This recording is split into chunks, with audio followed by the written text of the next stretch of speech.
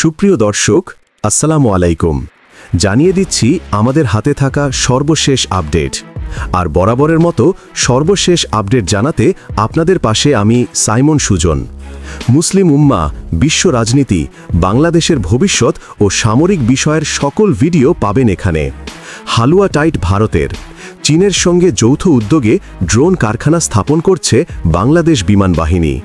প্রযুক্তি হস্তান্তর চুক্তির মাধ্যমে চীনের সঙ্গে যৌথভাবে বাংলাদেশে একটি আনম্যান্ড এরিয়াল ভেহিকল ইউএভি বা ড্রোন উৎপাদন কারখানা স্থাপন করছে বাংলাদেশ বিমান বাহিনী।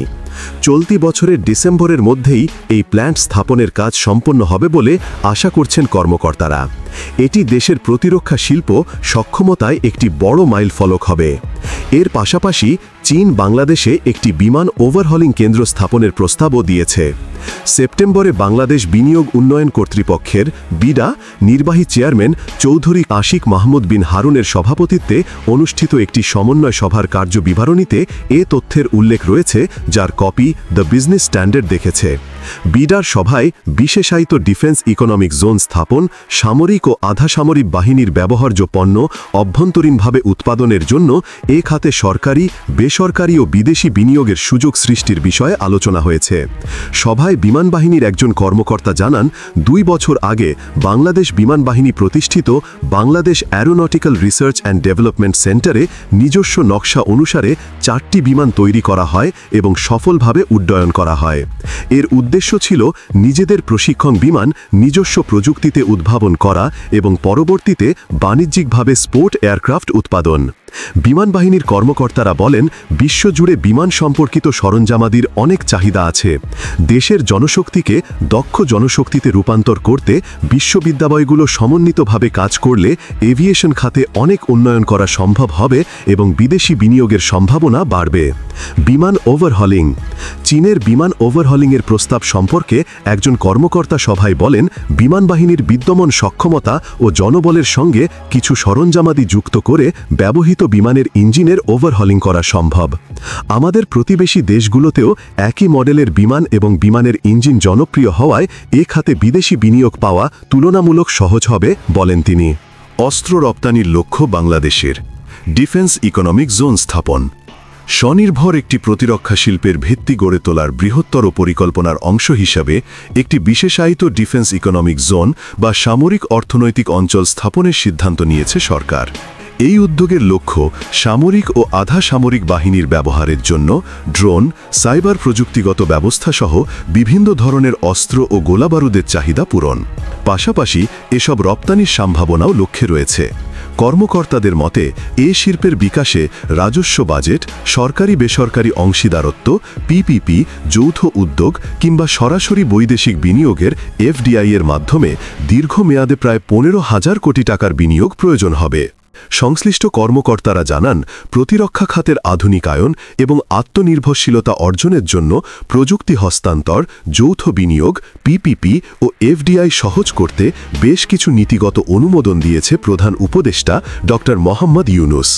গত সেপ্টেম্বর মাসে বাংলাদেশ অর্থনৈতিক অঞ্চল কর্তৃপক্ষের বেজার নির্বাহী চেয়ারম্যান চৌধুরী আশিক মাহমুদ বিন হারুনের সভাপতিত্বে অনুষ্ঠিত এক সভায় বিশেষায়িত ডিফেন্স ইকোনমিক জোন স্থাপনের সিদ্ধান্ত নেওয়া হয় বলে জানা গেছে। সভায় উচ্চ পর্যায়ের সামরিক বেসামরিক কর্মকর্তারা উপস্থিত ছিলেন। এ বিষয়ে জানতে চাইলে বেজার নির্বাহী চেয়ারম্যান আশিক চৌধুরী গত বৃহস্পতিবার টিবিএসকে বলেন, প্রতিরক্ষা শিল্পে দেশি বিদেশি বিনিয়োগ আকৃষ্ট করতে বিশেষায়িত ডিফেন্স ইকোনমিক জোন স্থাপনের বিষয়ে কাজ চলছে। জোনটি কোন এলাকায় কি পরিমাণ জমি নিয়ে স্থাপন করা হবে তা এখনো নির্ধারিত হয়নি। আমরা এখন পলিসি ও সাংগঠনিক কাঠামো নিয়ে কাজ করছি। বিভিন্ন বন্ধুসুলভ দেশের সঙ্গে কথা হচ্ছে। প্রতিরক্ষা শিল্পকে রপ্তানিমুখী শিল্পে পরিণত করার লক্ষ্যও রয়েছে। সংশ্লিষ্টরা জানান, গত 30 এপ্রিল প্রধান উপদেষ্টা নীতিগত দিক নির্দেশনার অনুমোদন দেন। বেজার চেয়ারম্যানের অনুরোধ পাওয়ার পর থেকে বাংলাদেশ সেনাবাহিনী প্রতিরক্ষা শিল্প স্থাপন সম্পর্কিত একটি সমন্বিত জাতীয় নীতিমালার খসড়া ধারণাপত্র কনসেপ্ট পেপার তৈরি কাজ শুরু করেছে। বাংলাদেশের প্রতিরক্ষা সরঞ্জামের অভ্যন্তরীণ চাহিদার পরিমাণ প্রায় 8,000 কোটি টাকার। এর পাশাপাশি বিজিবি, কোস্টগার্ড, পুলিশ, আনসার ও ভিডিপি এবং আধা সামরিক নিরাপত্তা সংস্থাগুলোর প্রতিরক্ষা হার্ডওয়্যারের বড় ধরনের চাহিদা রয়েছে। তাই একটি শক্তিশালী নিজস্ব প্রতিরক্ষা শিল্প এ চাহিদার বড় অংশ পূরণ করতে পারবে এবং পরবর্তীতে রপ্তানির পথও খুলে দিতে পারবে বলে জানান সশস্ত্র বাহিনীর কর্মকর্তারা। সভায় তারা জানান, সামরিক বাহিনী ইতোমধ্যে বিভিন্ন দেশ থেকে সামরিক সরঞ্জাম উৎপাদনের প্রস্তাব পেয়েছে। বিডার কাছেও এ ধরনের বিনিয়োগ প্রস্তাব এসেছে, তবে কিছু নীতিগত সিদ্ধান্তের বিষয় থাকায় সেগুলো নিয়ে আলোচনা শুরু করতে বিলম্ব হচ্ছে। বেসরকারি বিনিয়োগকে গুরুত্বপূর্ণ হিসাবে দেখা হচ্ছে। সভায় উপস্থিত ছিলেন অর্থ সচিব doctor Md Khairuzzaman Majumdar. McDonnell Douglas, Lockheed মার্টিনের মতো বেসরকারি প্রতিরক্ষা শিল্প প্রতিষ্ঠানের উদাহরণ দিয়ে প্রতিরক্ষা শিল্পে বেসরকারি বিনিয়োগের উপর গুরুত্বারোপ করেন তিনি। এ খাতে বিনিয়োগের জন্য 1 বছরের বাজেট থেকে 15,000 কোটি টাকা সংকুলন করা সম্ভব না হলেও কয়েক অর্থ বছরে এই পরিমাণ অর্থ বরাদ্দ দেওয়া সম্ভব বলে জানান অর্থ সচিব। এছাড়া ডিফেন্স ইকোনমিক জোন স্থাপনের জন্য রাষ্ট্রায়ত্ত অব্যবহৃত কারখানার জমিসহ সুনির্দিষ্ট জমি অধিগ্রহণের ব্যাপারে অর্থ মন্ত্রণালয় পৃষ্ঠপোষকতা ও সহায়তা করবে বলে জানান অর্থ সচিব। সামরিক শিল্পের জন্য একটি বিশেষায়িত ডিফেন্স ইকোনমিক জোন স্থাপনে স্বল্পমেয়াদী প্রকল্প গ্রহণ করার পরামর্শ দিয়ে অর্থ সচিব বলেছেন, এতে দ্রুত কাঙ্ক্ষিত লক্ষ্যে পৌঁছানো যাবে। প্রতিরক্ষা ও নিরাপত্তা বিশ্লেষকরা উদ্যোগটিকে স্বাগত জানিয়েছেন, তবে সতর্ক পরিকল্পনার উপর জোর দিয়েছেন। Bangladesh institute of piece and security studies BIPSS এর সভাপতি মেজর জেনারেল অবসর ANM মুনিরুজ্জামান বলেন, প্রতিরক্ষা খাতে স্বনির্ভরতা একটি কৌশলগত অপরিহার্যতা। তিনি বলেন, সব দেশই প্রতিরক্ষা খাতে স্বনির্ভর হতে চায়। ডিফেন্স ইকোনমিক জোন স্থাপন করা সেই লক্ষ্যের জন্য অপরিহার্য। প্রতিরক্ষা সরঞ্জাম উৎপাদনে ব্যাপক বিনিয়োগ ও প্রযুক্তিগত দক্ষতার প্রয়োজন হয়। 15,000 কোটি টাকা বিনিয়োগ যথেষ্ট নয়। তিনি আরও বলেন, বেসরকারি খাতকে বড় আকারে বিনিয়োগে সক্ষম করতে হবে এবং প্রযুক্তিগত ঘাটতি যৌথ উদ্যোগ ও প্রশিক্ষণের মাধ্যমে পূরণ করতে হবে। বেসরকারি খাতের সেই বিনিয়োগ সক্ষমতা রয়েছে কিনা তা যাচাই করতে হবে। বাংলাদেশের মতো দেশের প্রতিরক্ষা পণ্যের চাহিদা সীমিত উল্লেখ করে মনিরুজ্জামান বলেন, তাই এ খাতে গড়ে ওঠা শিল্প টিকিয়ে রাখতে হলে রপ্তানির পথ খুঁজতে হবে। কিন্তু প্রতিরক্ষা পণ্যের আন্তর্জাতিক বাজার খুবই প্রতিযোগিতাপূর্ণ এবং অনেক বড় বড় খেলোয়াড়রা সেখানে নতুন নতুন প্রযুক্তি নিয়ে খেলছে। তাই রপ্তানির সুযোগ পেতে হলে ওইসব বিদেশি কোম্পানির সরাসরি বিনিয়োগ বা তাদের সঙ্গে যৌথ বিনিয়োগে যেতে হবে, তাহলে এটি সম্ভব হবে। প্রতিরক্ষা পণ্য উৎপাদনে বাংলাদেশ অনেক পিছিয়ে পড়েছে। সভার কার্যবিবরণীতে বলা হয়েছে, দক্ষিণ এশিয়ার দেশ পাকিস্তান গত 4 বছর ধরে প্রতি বছর $450 মিলিয়ন এবং ভারত $2.6 বিলিয়ন প্রতিরক্ষা শিল্পে বিনিয়োগ করতে সক্ষম হয়েছে।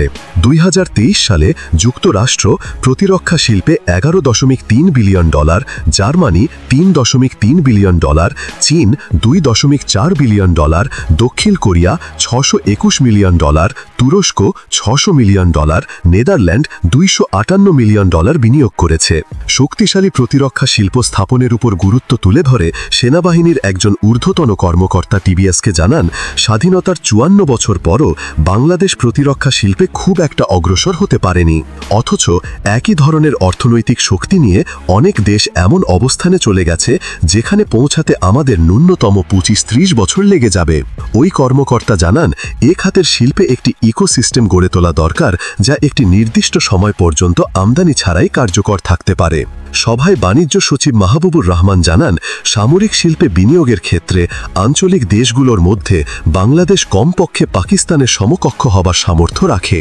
তিনি বলেন, জাতীয় স্বাস্থ্য রক্ষায় যে কোনো মূল্যে প্রতিরক্ষা বাহিনী ও শিল্পকে শক্তিশালী করার জন্য এই উদ্যোগ এখনই নেওয়া উচিত। ডিফেন্স ইকোনমিক জোন স্থাপনের জন্য গাজীপুরের বাংলাদেশ অর্ডিন্যান্স ফ্যাক্টরির মতো নির্দিষ্ট অঞ্চল থাকা উচিত বলেও উল্লেখ করেন বাণিজ্য সচিব। সভায় একজন কর্মকর্তা বলেন, পার্শ্ববর্তী দেশগুলোতে সমরাস্ত্র বা সামরিক যান সম্পর্কিত বিভিন্ন ধরনের প্রতিরক্ষা শিল্প বেসরকারি উদ্যোগে প্রসার লাভ করেছে। বাংলাদেশের বড় শিল্প গ্রুপগুলো এ ধরনের ভূমিকা রাখতে পারে। তবে শিল্প মন্ত্রণালয়ের একজন অতিরিক্ত সচিব বিদেশি বিনিয়োগের ক্ষেত্রে কিছু বাধার কথা উল্লেখ করে বলেন, বিদেশি বিনিয়োগকারীরা সাধারণত গ্যারান্টি বা আইনি সুরক্ষা চান, যা বাংলাদেশের বিদ্যমান আইন ও নীতিমালায় স্পষ্টভাবে উল্লেখ নেই। তাই বিনিয়োগ কিভাবে হবে এবং বিনিয়োগকারীদের কিভাবে নিশ্চয়তা দেওয়া হবে তা আসন্ন নীতিমালায় অন্তর্ভুক্ত করার পক্ষে মত দেন তিনি। বর্তমান প্রতিরক্ষা ক্রয় আইন ও সংশ্লিষ্ট বিধিবিধান বেসরকারি অংশগ্রহণ সীমিত করে রেখেছে, যা দূর করে বিনিয়োগ বিনিয়োগকারীদের পথ করে দিতে নতুন আইন প্রণয়নের উপর গুরুত্ব দেন অন্য একজন কর্মকর্তা। সভায় অংশগ্রহণকারীরা পরামর্শ দেন তুরস্ক বা পাকিস্তানের নীতিমালা অনুসরণ করে একটি স্থায়ী সমন্বয় কাঠামো গঠন করা উচিত, যা প্রতিরক্ষা শিল্প বিকাশের অগ্রগতি পর্যবেক্ষণ করবে। প্রক্রিয়া তদারকিতে গঠিত হল দুটি উচ্চ পর্যায়ের কমিটি। বৈঠকে দুটি উচ্চ পর্যায়ের কমিটি গঠনের সিদ্ধান্ত হয়। প্রতিরক্ষা শিল্প উন্নয়ন সম্পর্কিত জাতীয় নীতিমালা প্রণয়ন ও বাস্তবায়নের জন্য প্রতিরক্ষা মন্ত্রীর মন্ত্রী বা উপদেষ্টাকে সভাপতি করে একটি কমিটি গঠন করা হয়েছে। সামগ্রিক অগ্রগতি তদারকির জন্য বাংলাদেশ জাতীয় প্রতিরক্ষা শিল্প উন্নয়ন সমন্বয় পরিষদ নামে আরেকটি কমিটি গঠন করা হয়েছে। বর্তমানে প্রতিরক্ষা মন্ত্রণালয়ের দায়িত্বে রয়েছেন প্রধান উপদেষ্টা ডক্টর মোহাম্মদ ইউনূস। নির্বাচিত সরকারের সময় সাধারণত প্রধানমন্ত্রীরা এ মন্ত্রণালয়ের মন্ত্রীর দায়িত্ব পালন করেন। প্রিয় দর্শক, আমরা আপনার মূল্যবান মতামত জানতে চাই। নিশ্চয়ই কমেন্ট করে আমাদের আপনার অভিমত জানাবেন। আজ এ পর্যন্তই। ভালো থাকুন, সুস্থ থাকুন। চ্যানেলটি সাবস্ক্রাইব করে আমাদের পাশেই থাকুন। আল্লাহ হাফেজ।